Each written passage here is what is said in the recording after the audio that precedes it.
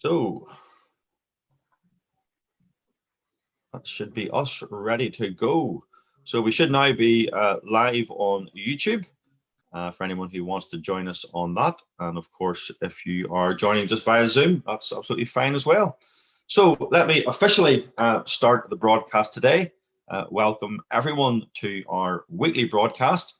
This is a 30-minute, we call it a fast moving 30 minutes, where we look at the property market in general, and then look at some specific things about the world of property crowdfunding.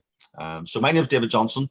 I'm the CEO of an equity property crowdfunding platform called LEOcrowdfunding, and I'm one half of the host team. The other half is Mr. John Corey.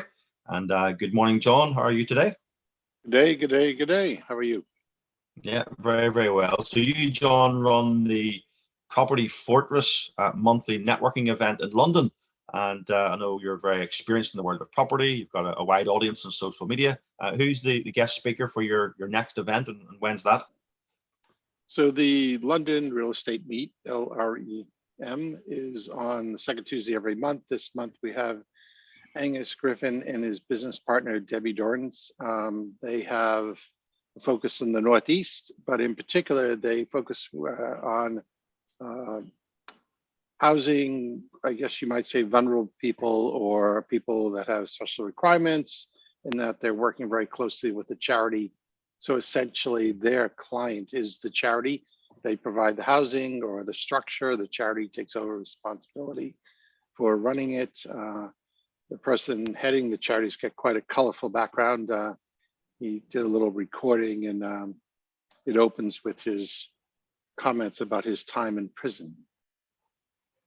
Right, okay. That sounds definitely an interesting introduction. So people can access that from your social media. Yeah, well, the easiest thing is propertyfortress.com/events. Okay, so today our special guest is Mr. Dan Taylor. I'll let him say a quick hello now, and he'll get a formal introduction in about 5 minutes' time. But good morning, Dan. Welcome to the broadcast. Yeah, good morning, David. It's a pleasure to be here. I'm looking forward to the quick 30-minute speed session. Yeah, no, fantastic. It's always good to have you on, Dan. Wealth of knowledge. We've got to know each other quite well over the last, I suppose, maybe you come up in 2 years now. And, you know, love the fact that you're so knowledgeable and always wanting to learn. You're always finding out sort of new angles and new information. So I'm looking forward to sharing that with us in a few minutes' time. Yes, looking forward to it. For me, you know, there's no such thing as retirement. If you retire, is to expire. Always love to learn new strategies, new deals, meet new people, because this is a people business. People, property, and pensions is what I'm all about. Excellent, excellent. Well, we'll look forward to hearing from you just in a few minutes and let you loose. So by way of a couple of quick updates for our regular attendees, I know many people on this broadcast are also registered on our equity crowdfunding platform. So we do use this as a brief update communication mechanism. So reminder of our special investment workshop that we have coming up on the 18th of May. This is at 7 p.m. It's about 1 hour 45 minutes. We're going to be looking at equity property crowdfunding, particularly through the eyes of investors. How can you create wealth for you and your family by investing in equity property crowdfunding? And we're going to deep dive into some of the issues like compliance, the onboarding process, but really the benefits that you can gain from creating wealth. And I certainly, John, believe that in the future, people will create masses of wealth by never owning their own property outright, but they'll be co-investors, they'll be passive investors in property, residential, commercial, through property crowdfunding platforms. I know you sort of share that passion as well. There is this idea that people buy assets for whatever their lifestyle, their pension, their retirement, all that. And it's really about how to best handle, manage, deal with those assets. And direct ownership isn't always the best. There's a variety of ways that you should be thinking about what you're trying to create for your future and your family. Absolutely. So you can go on to any of our social media channels. You can go on to Eventbrite and you can get yourself a ticket to that event on the 18th of May. John will be there. I'll be there. A couple of guest speakers, and it will be very, very informative if you're interested in investing in property. Maybe we'll get down there. So briefly, Yeah, should I say again? I look missed forward that. to it. Yeah, Look yeah, no, forward to it, buddy. it'll be good. It'll be good.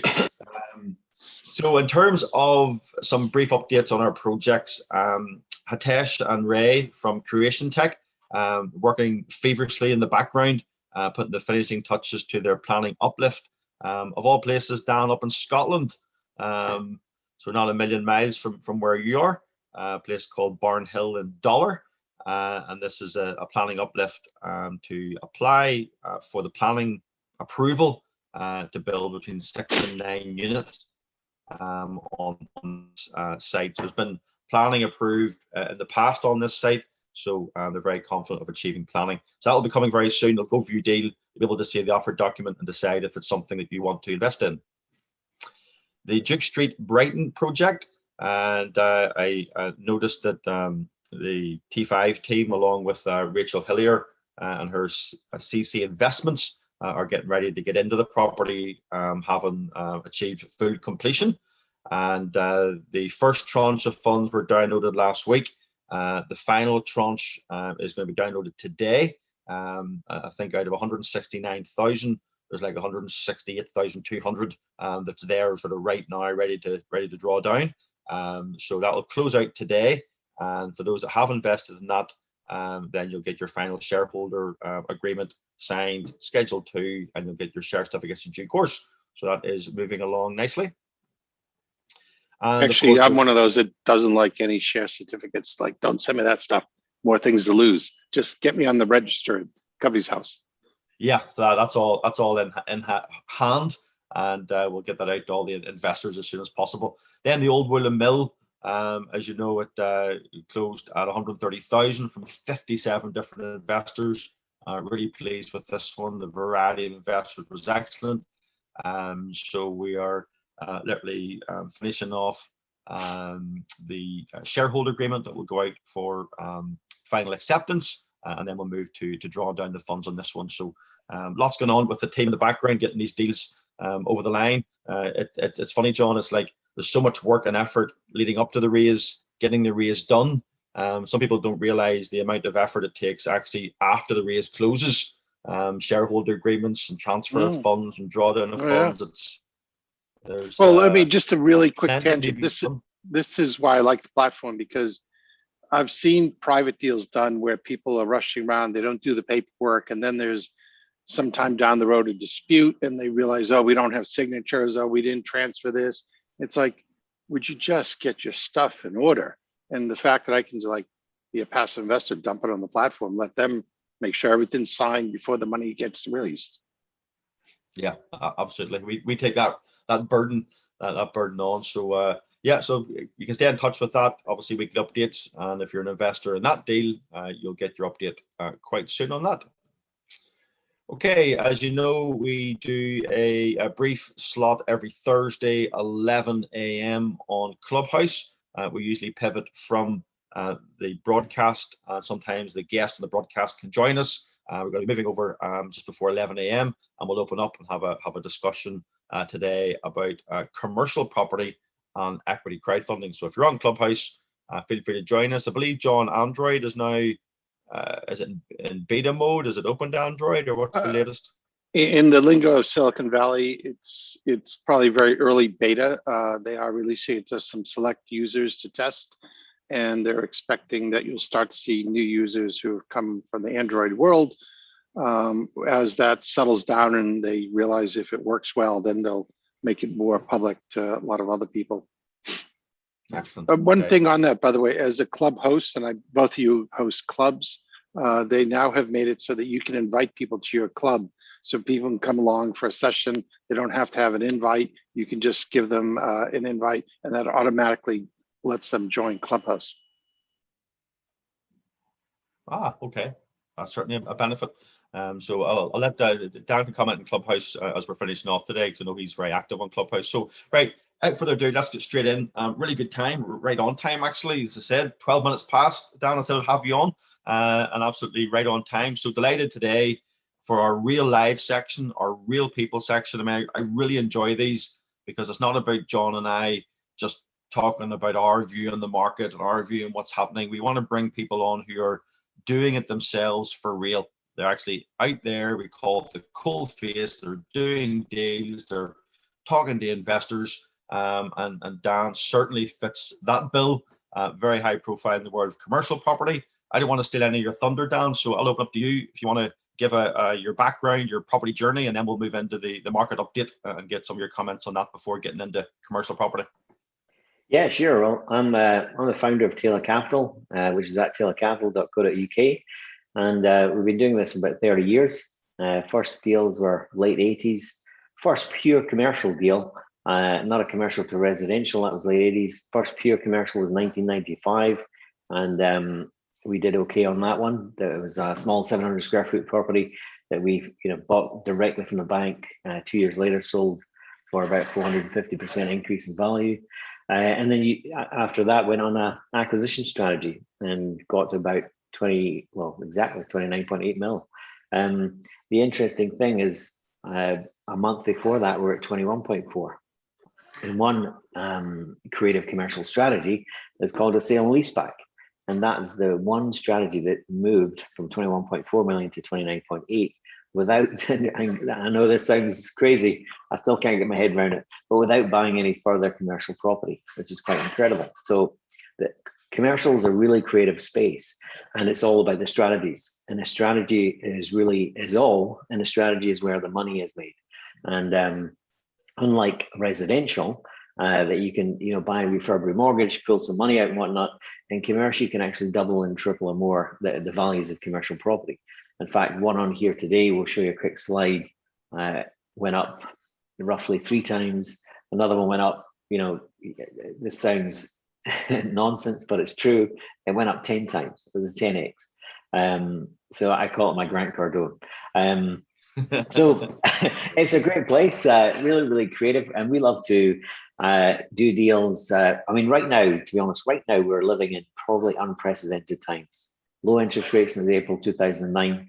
We've got this, the biggest deregulation in the planning field since World War II. So we've got low interest rates, biggest deregulation in the planning space. And on top of that, we're in the biggest recession since 1706.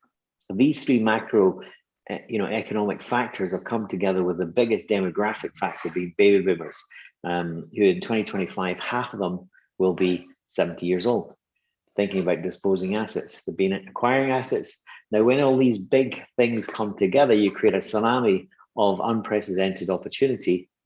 And this is going to be the decade of deals. And you have to start somewhere. And the way you start is you start to have to obviously get educated, understand what the strategies are, because commercial is a different beast than residential, completely different. And commercial right now is actually on a downward spiral, which is quite interesting. So I'm saying there's the biggest opportunity, and commercial is slightly on a downward spiral. Meanwhile, residential is not only buoyant, you've got tremendous liquidity in residential, and you always will do. So doing a hybrid strategy and finding redundant, retail in the high street that you can be part of, that can be repurposed for perhaps residential, as we're doing, is and that simply is this: shops and uppers in the high street. They're in high value residential areas where you already have tenants on the ground floor kicking off cash flow day one, and then you can add significant value upstairs by repurposing that redundant retail into high value residential units, selling that off to then have potentially the commercial on the ground floor very, very lowly geared or potentially zero geared. One we're doing right now is exactly that. And it's a strategy that's, a strategy of this decade because it's unprecedented. You're looking back in time, as Steve Jobs says, you kind of never can connect the dots until you're looking back. Looking back, in my experience over time, the biggest changes, downward or upward, have become from massive deregulation or increases of regulation. And I've been on both sides of that. Yeah, it's I love the fact you're so creative, Dan, when it comes to your strategies. I know we're going to be dealing with that, just in a second. But before we kind of let you loose on some of your strategies, keen to involve you in this weekly discussion around just some of the key things that are making the headlines. Record mortgage borrowing currently, and you mentioned the residential, the buoyant market. Some of the other things that have been selected: rental market unusually uncertain, according to Nationwide; soaring house prices, cheap credit, but is it the wrong sort of growth? You look at it like Cornwall. I mean, it's just ludicrous, crazy what's happening in Cornwall at the minute. So in terms of both Dan and John, what's your up-to-date take? Maybe John, go you first, and then we'll come back to Dan. So just currently, all these things that probably no one was predicting 12 months ago, to where we are now. What's your thoughts? Oh, actually, I'm glad you said that, because yeah, I hate this predicting the future. You love this stuff, and notice how wrong some people were.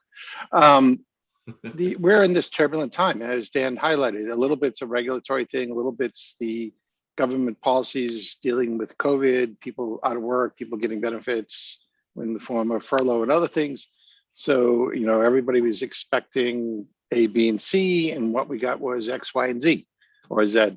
So it is very turbulent times. People are moving out of the urban centers. Will they flex back in when May 17th, June 21st happen? Everybody rolls back into work and all these other things.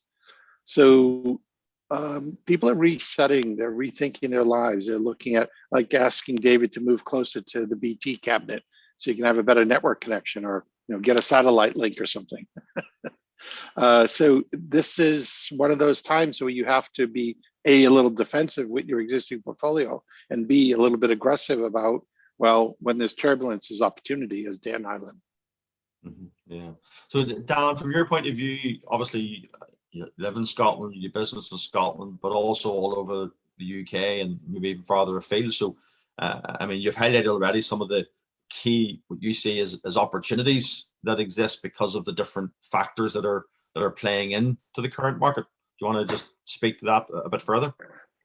Yeah, I think a lot of it's to do with, let me show you my homework for today. This pile of paper here is a number of leases and valuations. And why is that? Because we've got kind of two main strategies just now: shops and uppers converting in very specific areas. It doesn't work everywhere. Very specific areas where we've got high value residential exits. That's one strategy, our core strategy. Secondary strategy is buying commercial property portfolios from baby boomers who want to retire, get out of the game. They've had enough through this pandemic. The one I've just kind of alluded to there, all this paperwork, are 8 commercial properties, 14 different commercial tenants, and I've met them all. As part of the DD, we always meet the tenants. Now, how does this affect what you're telling me here? It affects it because of the following. Every single person I'm meeting in terms of tenants are all solopreneurs. It's all small one-man bands, hairdressers, barbers, music shop, that kind of thing. Cafe, hot food, takeaway, all those kind of tenants. Really, basic feet on the ground kind of businesses, business services, essential daily spend kind of thing. They're all sitting on a pile of cash. Why is that? Helicopter money. So the government, because of this pandemic, has infused the UK's people with a ton of money. In fact, one of my tenants sitting on £68,000. He's never had more than £3,000 in his life, 50k from a BBL and 18k from a rates rebate. And I'm now helping him buy a commercial property of his own. So what's happened? There's been unprecedented printing of money that's gone through the system, that's ended up with lower interest rates. The LTVs are creeping up, and now we've got 95% mortgages again. What's that reminiscent of? Obviously, the last time we had that, last time we went to beyond that, even beyond 100% we got last time. And for me, nobody can predict the future. They can only predict the future by looking back. Kind of back to the future. So for me, it's because of all this helicopter money. It's basically you're blowing up a balloon. It's demand that's caused by credit that's being flushed into the system, and people are using that, to go and do the things. I've got one of my friends has got a jewelry chain that sells ridiculously priced watches. They're like 35,000 each. Some of them are a couple of $100,000, and he is having customers coming into his premises that, you know, he doesn't, they just shouldn't be buying these things quite clearly. And they're buying these things because they're just thinking, I've got this money, it all might end tomorrow. I'm just going to get what I want, you know? So there's been a lot of pent up demand. That's a really, that's a really interesting take on that. Yeah, and there's trillions. We're talking about trillions of pounds have been pumped into the Western system, 4 times more, roughly. Don't quote me on that, but roughly 3 to 4 times more than what was printed after 2009. I haven't got a well, that's absolutely fascinating. And that, I suppose that then aligns, Dan. If we move on now to yourself and Taylor Capital, that kind of aligns. You see these things all coming together. The factors you've mentioned, to create an incredible opportunity in the world of commercial, as you've said. So, I mean, this is your website. People can go to Taylor Capital. You've obviously you've got a tremendous background in commercial property. Obviously multi-millions in deals. You're also very kind of high profile, I would say, in the commercial world. So I love your quote. I wouldn't go that far. No. Don't be modest. Don't be modest. I mean, I love this quote: "Deals, learning, and sharing are my oxygen."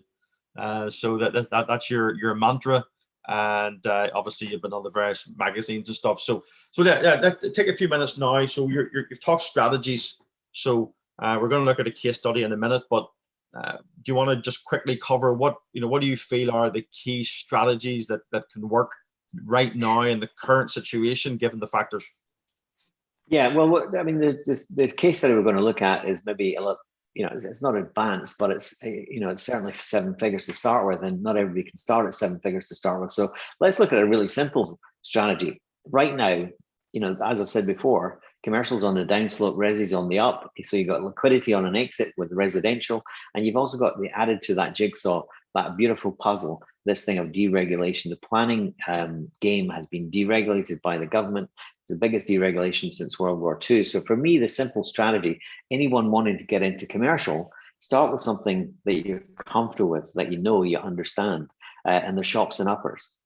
And shops and uppers can be a simple 1 shop, couple of stories up, or 2 shops at the ground, couple of stories up. And under the new, planning deregulation of PAPD, or potentially even full planning, you can do a number of different things. There's the new Class E, which is incredible. What is the new Class E? Basically means you have a revolving use on the ground floor of who you can allow in to be the tenant there, without the complexities and time of the old historic planning. So, if you look at a shops and uppers, and you got vacant uppers, you want to just convert them to residential. I must caveat that in the right areas with the right kind of values.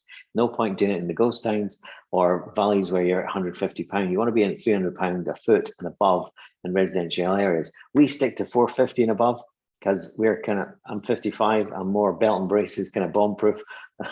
I like my deals. So shops and uppers, simple strategy. Why? You're already comfortable with residential on the uppers. Yeah. You've got this planning elasticity right now that's incredible. And therefore, the only thing you need to understand is, what does a good tenant look like? What does a bad tenant look like on the ground floor? And what is this thing called simple asset management, where you can extend leases to 6 months to 5, potentially 5 years? What is that? Excuse me, how does that work, and how do I find out about that? So if you've got a way to add value on the uppers converting resi, you've got a way to add value by splitting titles, and a way to add value by potentially, number 1, being defensive, picking the right tenant, number 2, actually extending that lease if it's the right tenant, or potentially replacing that tenant with a tenant that's going to be in growth going forward. Because obviously, what we're going to talk about here are national high street brands. We love national high street brands, but not all national high street brands, because obviously we've had this massive digitization from bricks to clicks, and whatever can be done online will be done online. So you have to be very careful. Understanding tenant selection is absolutely critical. And in this one here, the 10th bowling alley case study, it was exactly that. We bought a trading business. Another strategy of mine I love to do, buy trading businesses that are in decline. Who goes bowling anymore? Certainly not me. It's kind of an old school business like snooker, that kind of thing. So it was in decline. And this is doing one thing, this strategy. It's moving evaluation from operating profit, a multiple of operating profit, to an investment value. So it's going from OP to IV. OP is operating profit, and a multiple thereon gives you a value. And then moving it to an investment value is a whole different thing altogether. And doing that one strategy, OP to IV, you can add massive value. So this was a trading bowling alley, not for everyone because it's cheapy, it's staff, there's a whole ton of things, licenses, planning, all this kind of stuff. But by moving it from an operating business to a parade of blue chip investments for Weatherspoon, Co-op Food, Costa Coffee, Calmac Ferries, who are government Quango, and indeed in the corner here you can see a national fund games operator called Casino. The purchase price is 1.25. The refurb, it says 0, but the refurb was actually 2.3 million, but it was 0 for me, which is a whole different kind of topic. But again, another creative way where you can buy commercial property very, very cheap, pound per square foot, and have the right kind of tenants come in and completely strip it out and do the full refurb themselves. And that full refurb for the 4 tenants inside the property was 2.3 million, of which 1.3 was just Witherspoons. So the value now is actually, it's changed. It's now 3.5 million instead of 4 million, despite the rent going up. And that's very much a factor of the economic fear that pervades the market just now. So is that not quite incredible? We've gone from, the rent's gone up to 220,000 now, David, and the value's gone down to 3.5 million. We just had that's really an incredible case study. One quick question, Dan. How did you source this property? I think one of the big concerns many people have regarding commercial is like, where do I find the deals? These numbers are all great, but it's probably a different skill set a little bit than say residential. So how did you find this one, or how would most people get started to find these sort of deals? Yeah, well, this one you won't do as a starter. This was direct from an insolvency practitioner representing a bank. This one here, 8 commercial properties, 14 tenants, direct mail, all school is best school. Direct mail piece that we sent out to individuals that already owned, had a minimum NAV, net asset value, and minimum age, and they had an SIC code of commercial property portfolios. So in terms of, let me tell you about a recent deal we just went unconditional on, and that was it was a kind of a larger one. So it was a shops and uppers, had Poundland in it, and it's got CEX in it, and it's got obviously offices upstairs that are vacant now. And we sourced that. It was a combination. It was on the market, but then one of the club members brought it to us.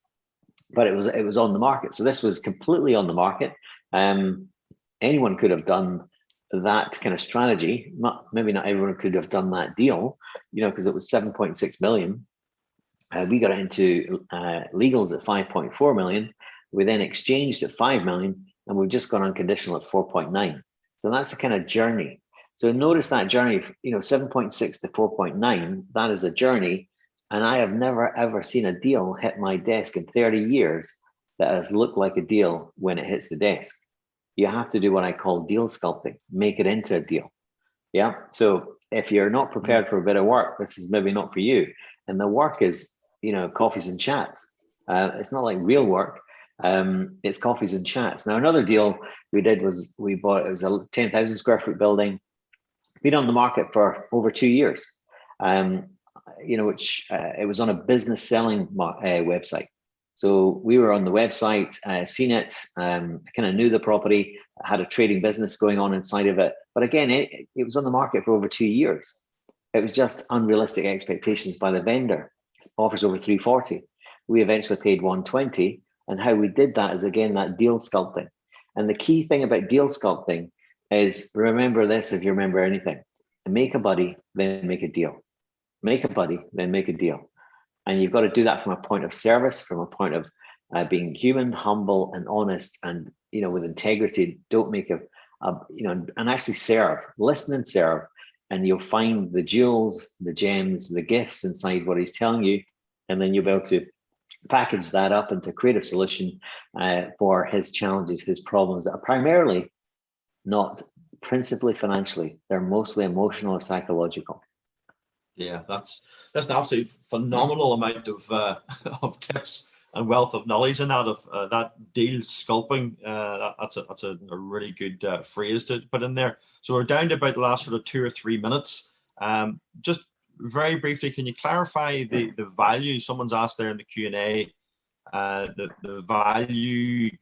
I think you mentioned 3.5 in there. It was or started at 3.5 and went to 4 or back down to 3.5. What? Yeah, we purchased it for 1.25 million on an operating profit. So we paid 1.25, divide that by, I think it was 6, and then that's the profit that we bought this property on. We then moved it into an investment, a parade of blue chip shops that every one of them pay a rental, and the total rental at the time of this slide was 210,000. Because of the nature of certain commercial, you've got rent reviews that, depending on how you draft the leases, usually go up. But I must caveat that depends on how you draft the leases and what kind of tenants you have on the lease itself. Because obviously, Wetherspoons and Co-op, strong as mule's breath. Costa Coffee, strong as mule's breath. But what about a fashion retailer?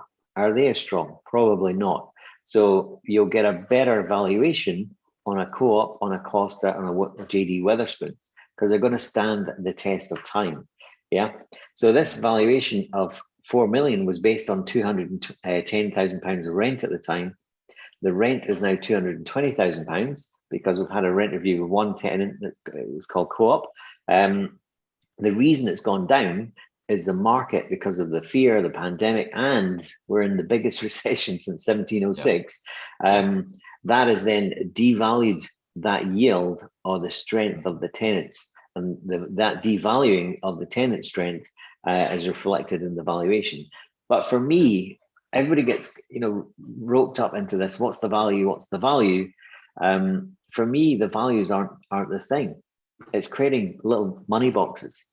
That yes, there's work at the beginning, and some strategies have more work, and some strategies have less work, and some strategies hardly any work, to be honest. But there is work, and creating money boxes that once you've done the work, you can then set and forget.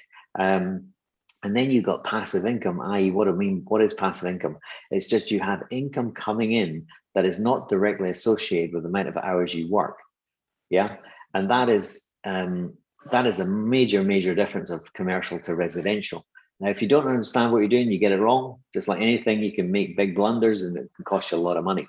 But just to give you a little idea, one of my properties is in Perth, which is in Scotland, and we rented out 19th of June 2013.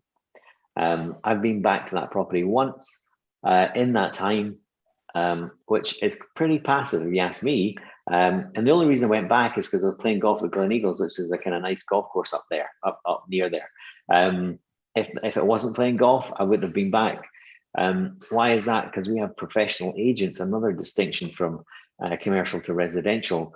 Professional agents do all the running about, collect the rent, send the invoices, and then they actually charge the tenants for doing all that running about. So when you get your rent at 220,000 gross on this property, gross equals net. What does that mean? Your 220 comes in, stays in. The only thing coming off it is your cost of capital.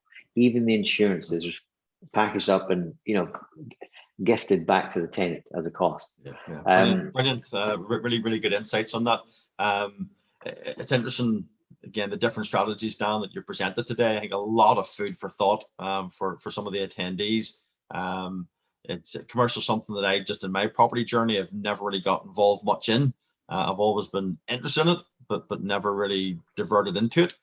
So it's fascinating seeing your experience on that. So if anyone wants to know more about the project that Dan's just went into some detail on, you'll find it as a case study on our platform. And so if you go to the investors tab along the top, you'll be able to download a full case study document where Dan lays out in detail the journey of this particular project. Fascinating for me is the concept of the amount of work that was done in terms of refurb, and Dan didn't have to pay a penny. That is a very interesting project on that. Yeah, just a clarification on that. I didn't pay any money. There's two types of refurb going on, where the full strip out is the landlord's obligation, the services provision, the elevational provision, but you don't have to do it. There's a strategy where you don't do any of that in commercial property. You just package that up and gift it back to the tenant. And the tenant actually wants you to do that, because they know you're not a big operator like them, and they want to take it back under their control. Because imagine if they're opening 48 in a year, they're a machine. So they want as much under their control as possible. Absolutely. Yeah, no, that makes perfect sense. So John, just wrapping this up, there's been some interesting angles on the commercial to resi and the uppers. Residential people know the whole idea of commercial bringing in rent straight away, operating businesses, things like refurb paid for the tenant. I mean, there's a lot going for commercial property. It's a very different asset class, and a lot of the residential property investors won't understand how different it is. Fundamentally, it's valued on its cash flow, and the bricks and mortar value doesn't count. I like to say the buildings are worthless if you don't have a tenant. And if the tenant's crap, then you still have a bad valuation. If you've got a gold standard tenant, whatever that may mean, then you have a high valuation. And Dan's definitely one of the masters of how to explain that and how to talk you through it and structure it and deal sculpture, as he talks about. I do want to highlight one thing. I do have to jump off in 2 minutes because I'm hosting a business meeting, and if I don't jump off, then they can't get in. So anything else that you need from me, I'll be gone in 2. Yeah, no, I think we're ready to wrap up. That's the last slide. Obviously, I'll be pivoting over on the Clubhouse at 11, and people know where to get in touch with us if they want to talk about consultancy. Remember again, for our event on the 18th of May. And on that event, we are going to cover due diligence.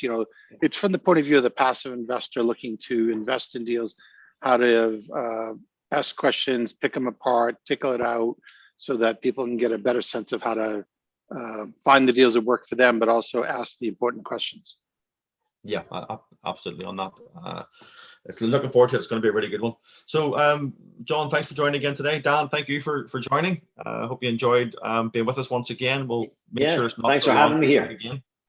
Yeah, thanks for having me here. And sorry I can't make Clubhouse this week, but I can pop along next week. Not a problem. Yeah, maybe that's what we'll do. Maybe we'll defer that to next week. So listen, with that, I'll let everyone go. Thanks everyone for joining once again. Hope you find that valuable. It'll be recording on YouTube, which you can access and listen again to all those exciting strategies from Dan. So thanks, John. Thanks, Dan. Thanks, everyone. Talk to you again next Thursday. Stay safe. Bye-bye. Bye.